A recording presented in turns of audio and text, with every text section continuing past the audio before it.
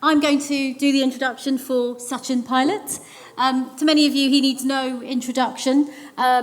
Member of the Indian Congress Party, as we heard there, former Deputy Chief Minister of Rajasthan.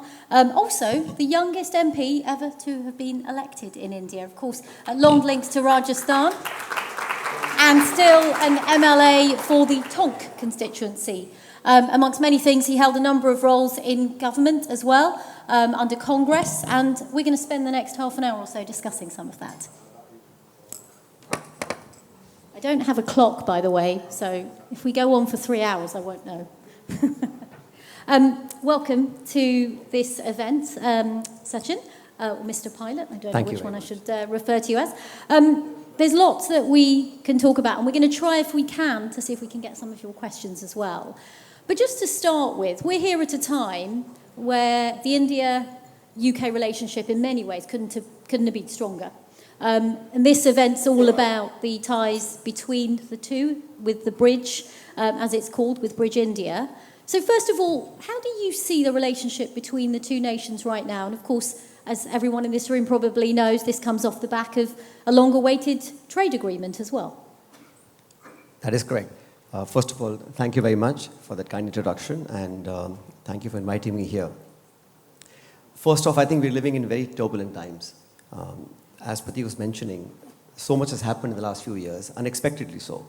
And we all grew up, at least in the last 2 decades, thinking and talking about a globalized economy, liberal, open thought, free movement of trade and labor.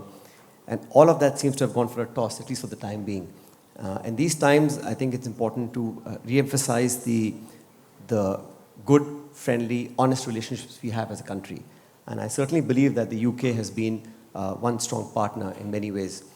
We've had our difficulties, we've had our challenges, but I do believe that this generation of people in both countries are quite optimistic. You mentioned the FTA, that's long been work in progress, and I think now the finality is here upon us, and I suspect soon enough we should have that. UK is India's 11th largest trading partner. It's much more potential. I think the commonalities are far more than our differences, but like any two good friends, there are areas where one agrees to disagree, which is quite healthy. But in terms of the bilateral relationship, in terms of the economic opportunities, and the symbiotic relationships we have on major issues, it's not just about the economy. It's also on what we think as two countries moving forward globally, the challenges we face for peace, for security, for terrorism, for geopolitics. All of that is a much larger footing, and I think India and the UK are in the right pace, in the right place, doing the right things. Why do you think it took so long? Because I've worked in India, and I've been in rooms where I've been told, no, the trade deal's round the corner, under other prime ministers as well. And it never really materialised. And some people might ask right now, Sachin Pilot, that did Donald Trump play a hand in all of this? Well, I don't think there's a thing that happens in the world where he doesn't think he's played a role. But it's a tight corner, as you agree. It's very complicated. There are interest groups on both sides. There are things that we as a nation have to protect. Our interest, at the same time, these trade agreements are pretty intricate. And to my mind, both sides were willing, but it takes long, procrastinated negotiations. Sometimes it takes years, and you said it was around the corner. It's a very long corner.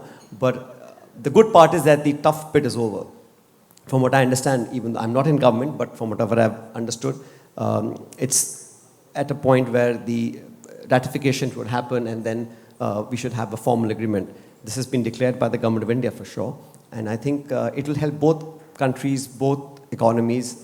This is the right time to do it. So there's always the right time, right? It could have happened a few years ago, but this, I suspect, was the right time, and it's happening now. One of the sticking points over the FTA over the years that it's been discussed has been immigration. And Pratik mentioned some of the current government's policies on immigration and the shift that we've seen in recent decades. I just wanted to get your take on that, because visas and Indians coming to the UK, it's been quite political at times, hasn't it, in the FTA talks? Look, immigration is a large issue, not just in this country, but across the world. It's become very political because some people have tried to use it in their rhetoric and propaganda when they campaign and make speeches.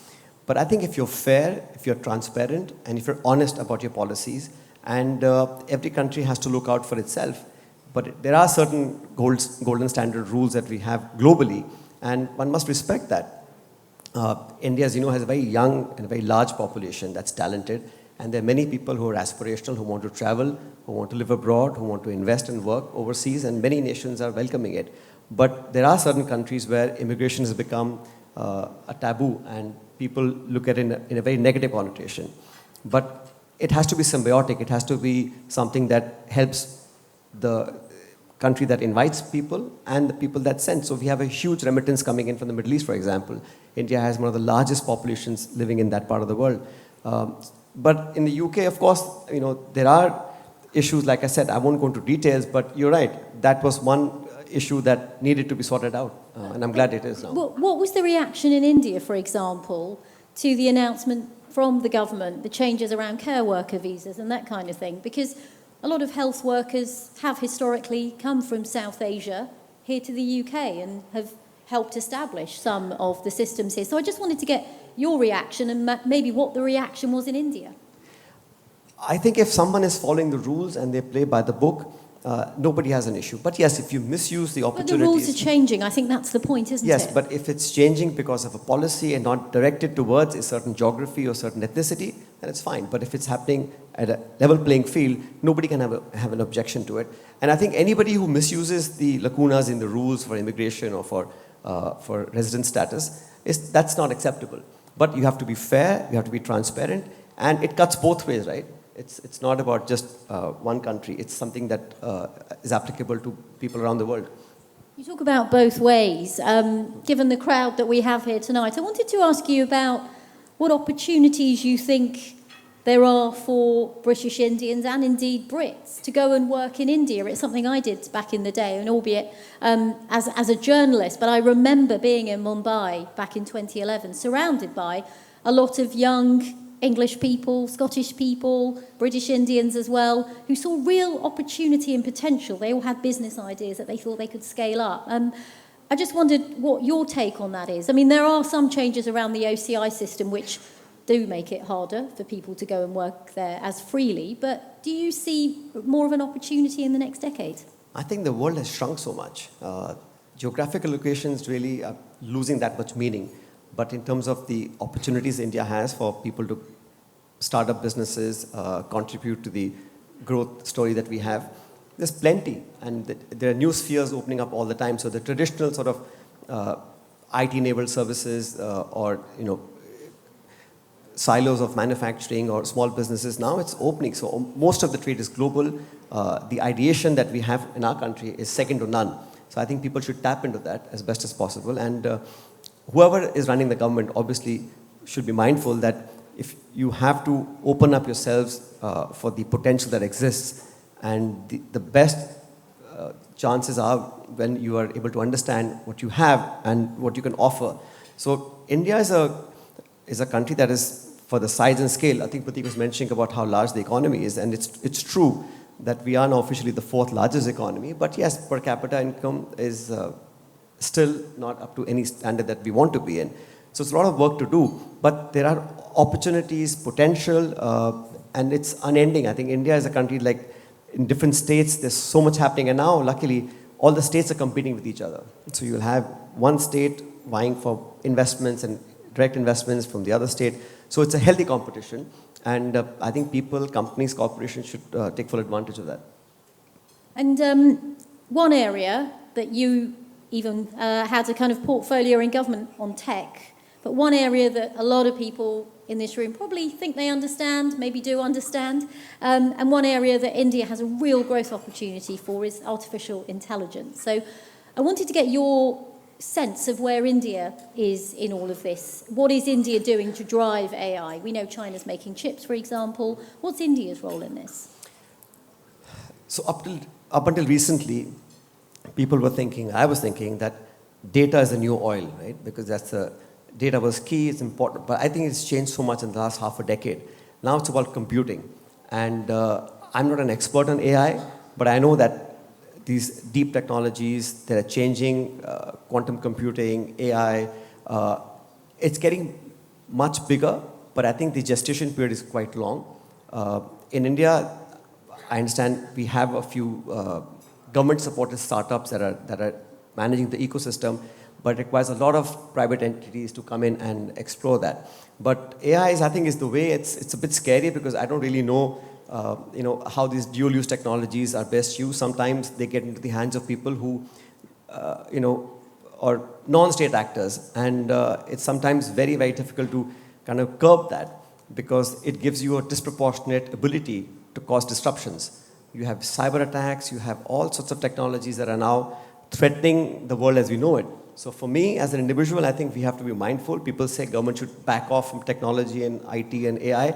It's true, but we require some regulations to make sure that it's done in the most positive fashion and it's done to help humanity and economy. And because some of these technologies are dual-use technologies, and it can be misused as well.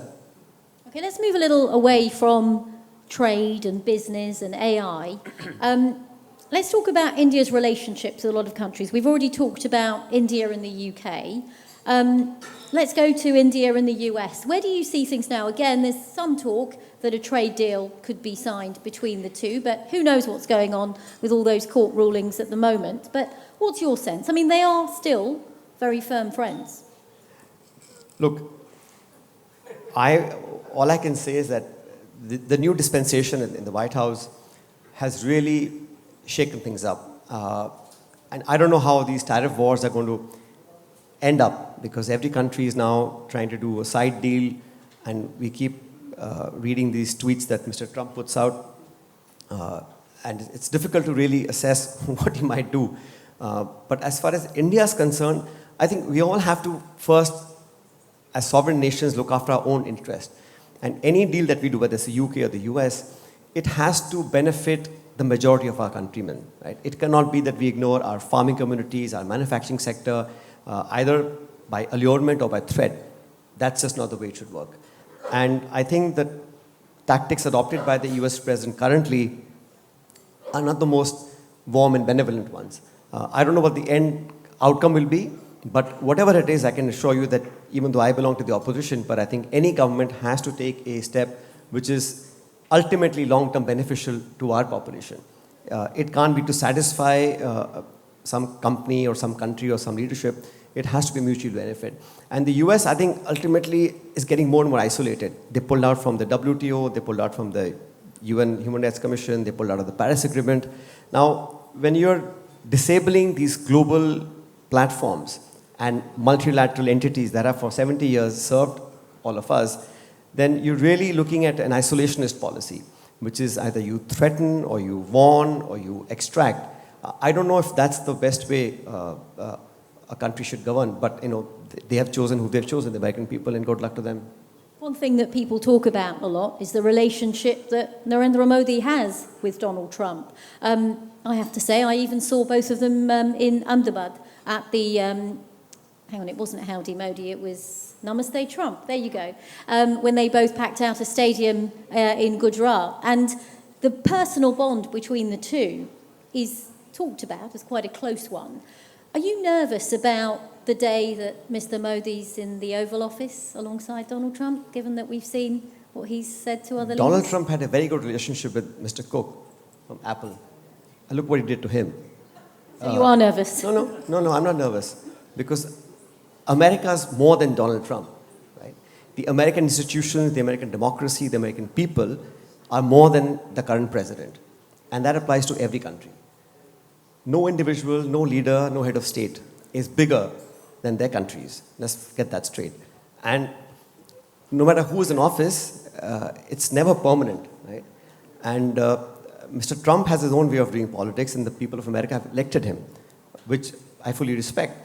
It doesn't mean that I have to agree with all his choices or all that he pontificates. Because to my mind, he's causing more disruptions, and he's causing insecurity amongst NATO, Asian countries, all over the world. And even with India, you talked about the relationship that the Prime Minister has with the US President. well, unless it yields good, tangible benefits to my country, I really don't care, frankly. You can be friends with whoever you want to be, but if it's not serving the purpose of a bilateral relationship, then you're not making friends to have dinner together, right? You're doing things for the country, and I don't think that. You fear that relationship won't be played to India's advantage? Actually, to be honest, it's disadvantageous. Because I don't want to go into details of it right now, but the kinds of actions we've seen from the US President and his Vice President and the Secretary of State are not something that I would have expected. Okay, we'll move on. We don't want to spend the whole half an hour talking about Donald Trump. Let's briefly touch on India and Pakistan. Things walked to the brink. They've now seemingly walked back. I just wanted to get your take on where you see things now going forward on that. Look, now it's perfectly established around the world that Pakistan has to understand, acknowledge that you can't use terrorism as a state policy and carry on. I think the barbaric attack that happened to innocent, unarmed Indians, tourists in Kashmir, is absolutely unacceptable. And I say this with all the authority at my command, and not just as a political person, but as an Indian, that you can't be doing that and then try and play the victim card. That's not going to happen. And we in the opposition, I can tell you, this attack happened on April 22nd. On the same day, the Congress party and the opposition pledged full support to the government of India that whatever needs to be done to make sure that terrorism is eradicated and we don't suffer this problem for a day longer, that support was given unconditionally, I think, to the government of India. We have our opinions, we are different in our ideologies, we have many, many differences. But for the outside world, when there is a brutal attack on our sovereignty, and an attack like that is completely unacceptable. And I think the Indian Armed Forces did a fantastic job of eradicating the terror infrastructure that exists in the Pakistan-occupied Kashmir. Having said that, I think the unfortunate part is that in Pakistan, the actual power center is not the Prime Minister. It is the Pakistani army, it is the ISI, it is the deep state. Imran Khan is in jail, elected people are behind bars, there is a coalition government. So when the Secretary of State had to call somebody in Islamabad, he didn't call the Prime Minister, he called the army chief. That tells you that we have the ceasefire, but there was a ceasefire violation 5 hours after the announcement. That's unacceptable. So like the government has clarified, the Indian Air Force has said that the Operation Sindoor is still ongoing. And I think the valor, the commitment, the strength, the sincerity and the bravery of our armed forces is second to none. And I'm very proud that our armed forces are professional and they fight for the motherland to protect. Look back at history, Rajini. India has never gone out and tried to annex land or to play foul in that region. We have never exported our ideologies across the shores. We are a peace-loving country, the land of Mahatma Gandhi that wants nothing but progress. We have a whole population, a whole generation to cater for. 1.4 billion people. We have so much work to do. We have so many jobs to create and wealth to create for our country. Why would we want to disturb? We just want to live in peace. But if someone comes and does all this for decades together, it has to be put a stop to. And I think the world has to now call out, Osama bin Laden was caught in an army base in Pakistan. That's where the Americans killed him. All the wanted terrorists are living in that country. And then this sort of thing happens, whether it's Pulwama or Pahalgam. I think we did the right thing, and armed forces have done the precision bombing that was required, and a lesson has to be taught. And the question is, do you think things have calmed down now then? Do you think things are at a sort of reasonable status quo? Look, the only comment I will make is that as of now, there is a ceasefire, but I think to adhere to those ceasefire conditions is what the Pakistani government or the country has to do. I don't know, because like I said to you, the real levers of power are not with the elected or the current government. It's with the army and others. So I don't know what the conditions were when the announcement happened. Unfortunately, the ceasefire was announced by Mr. Donald Trump, which is totally shocking. I don't know how he ever did that, but whatever may be the case, I hope that there are enough conditionalities put in place and enough assurances and safeguards put in place for them to denounce state-adopted policy of terrorism and to dismantle the infrastructure and hand over those dreaded terrorists. Those funeral of those terrorists was attended by the army, the head of the army. There's no more proof that's required, and I think the world needs to call out. Because terrorism is not about India, right? Around the world, loss of innocent lives, you can't allow terrorism to flourish. And I think these things have to be said and said loud and clear.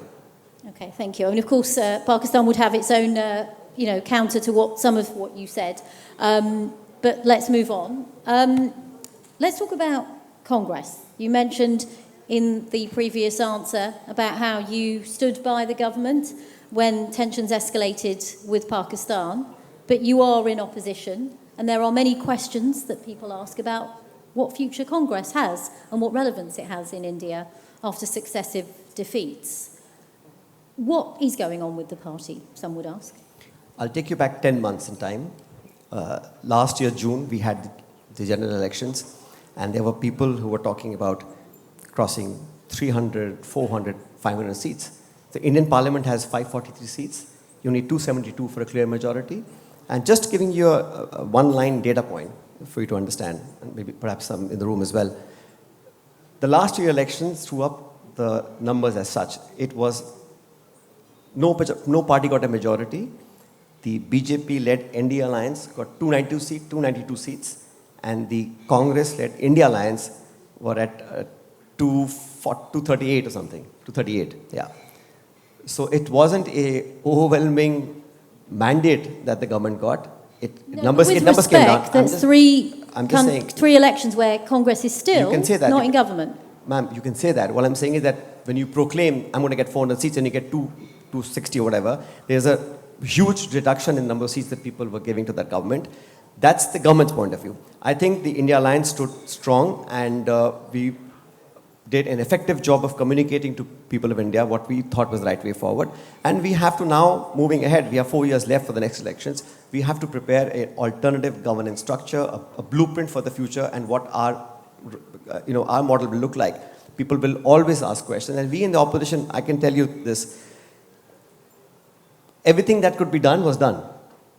Bank accounts were seized, people were put in jail, elected chief ministers were put in jail, the constitutional institutions also were undermined to a large degree, and all these things, I think, had an impact on the results. So with moving respect, forward, Mr. Pilot, if I may, you're just not connecting as a party in the way that the BJP is, and I think that's the challenge and the question, isn't it? How do you cut through? And, I mean, look at the elections in Haryana, which Congress was supposed to win. These were regional elections, for those who don't follow things as closely. And the polls put Congress in a good position, but you didn't really perform like you should. BJP did well there. I think the vote share difference was 0.01%. But nevertheless, yes, that's a state. But you didn't win. I understand. So we didn't win that election. In fact, even Maharashtra we couldn't win. But winning or losing one state election does not dictate the future of the Congress party. Don't forget, we've been around for 135, 40 years. And here is a party which I think will hold ground. We have to obviously reinvent ourselves. We've had many meetings of how to move forward in terms of bringing our agenda to the people. And I believe to be, it should be a positive one. I don't want to sound critical, but the people of India will hear from us. We have proved to be a resilient opposition in Parliament and on the streets. So we're running out of time, so I have to ask you this as a question. What about you as leader? Sorry? What about you as leader? Me as leader of what? Congress? I am a leader in the Congress. No, but why don't you run the party? Why don't you, there's a lot of questions about Rahul Gandhi still being the leader of the opposition. He is Your name has been bandied around over the years. You're fresh, you're different. Do you not fancy the job? I know exactly what my job is, and I know where I want to get to, and I have no illusions about what someone else might say. I've been given a job. I am now a general secretary in the party, and I've got responsibilities, and my focus is my state, Rajasthan.